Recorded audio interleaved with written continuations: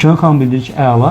Öncədən uğurlar. Bir sualım da var. Qardaşım abituriyentdir, indi 9-da oxuyur, amma ixtisas qrupunu seçib. Amma hansı ixtisasda olmaq istəyirsən sualını hərdən soruşuram. Sizə seçimini isteğe bağlamak yoksa balına uygunlaştırmak. Güzel.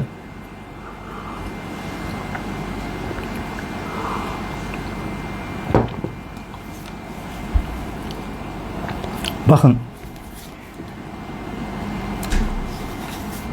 Bunu şəxsi yanaşacağım. Çünkü çok yok. Bir iki ile mənim də övladım artıq 9-cu sinifdə oxuyacaq. Və mən də eyni sualla qarşılaşacağam.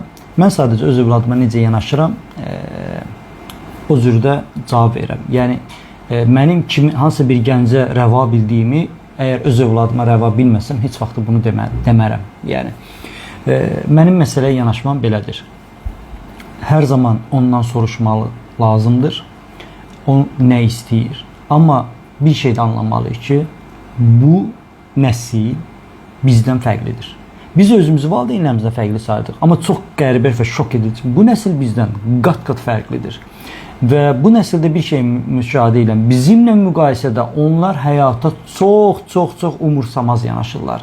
Çox şey onlar da belə tipli yanaşırlar. Bizim bir həyat qorxumuz var idi. Ay Allah, mən bu həyatda nə edəcəm? Yəni bir şeylər eləməliyəm, yoxsa sürünəcəm, ac qalacağam, öləcəm.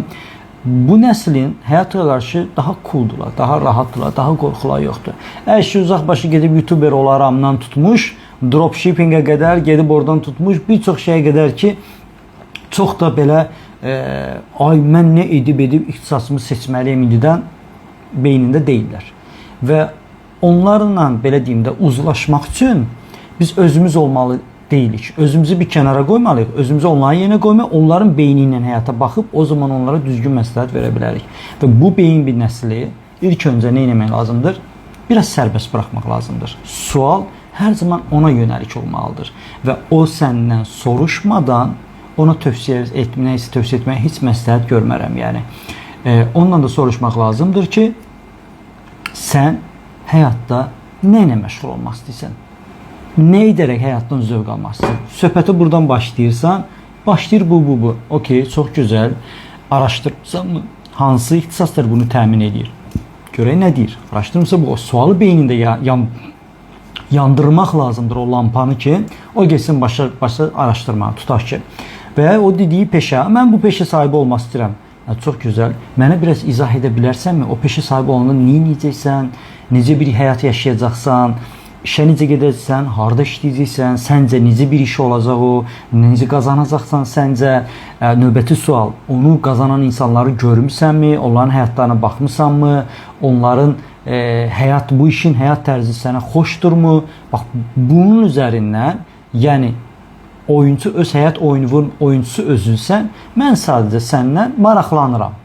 Bu tiplə yanaşmaya, ürkütmədən, yoxsa onlar yeni nəsil həmin dəqiqə qapanırlar və həmin dəqiqə bu reaksiya verirlər ki, mən səndən daha ağıllıyam, sən köhnə nəsilsən, mən bilirəm nə istədiyimi və sənə informasiya şeyini bloklayırlar. Yəni.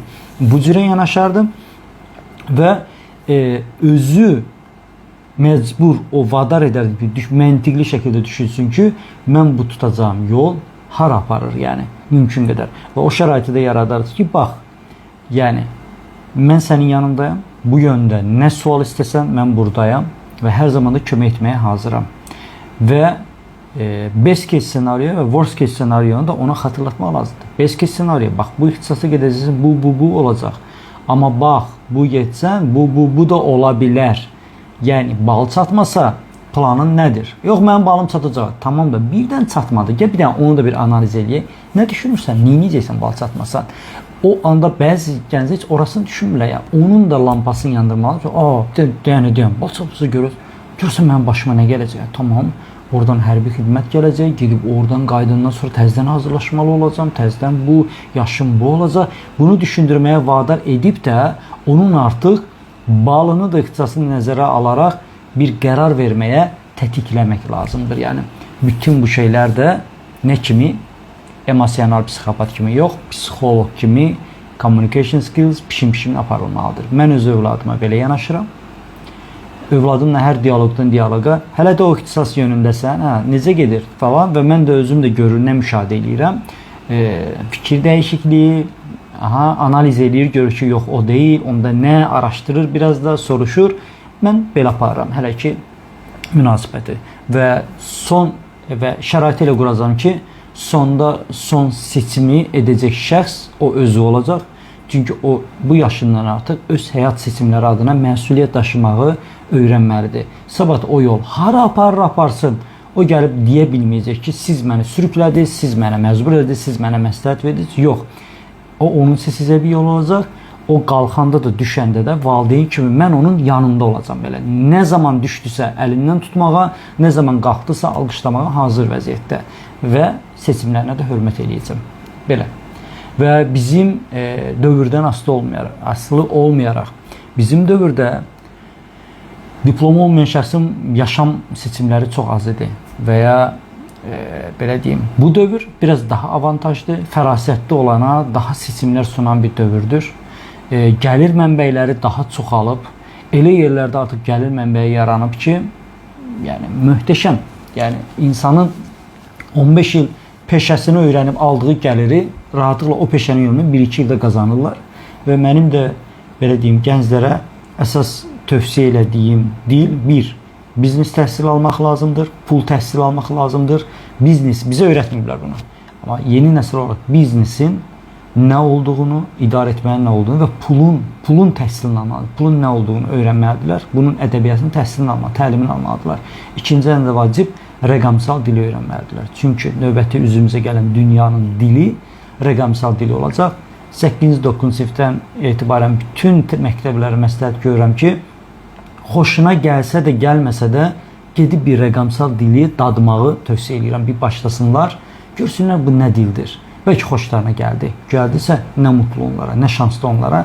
Çünki rəqəmsal dildən başlayaraq bu dili o qədər şaxələrə bölünür ki, o qədər peşə sahələrinə bölünür ki, özünə bir yer tapacaq, yəni bu cəmiyyətdə, yəni belə. Rəqəmsal dil və biznesin pulun dili. Bu dilləri öyrənməlidir yeni nəsil. Belə.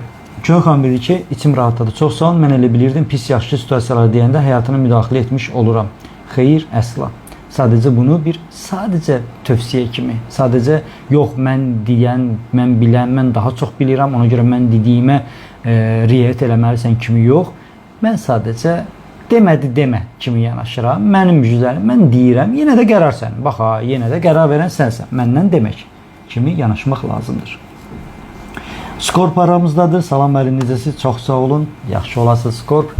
Növbəti conversationları inşallah X Club'da gözləyirik.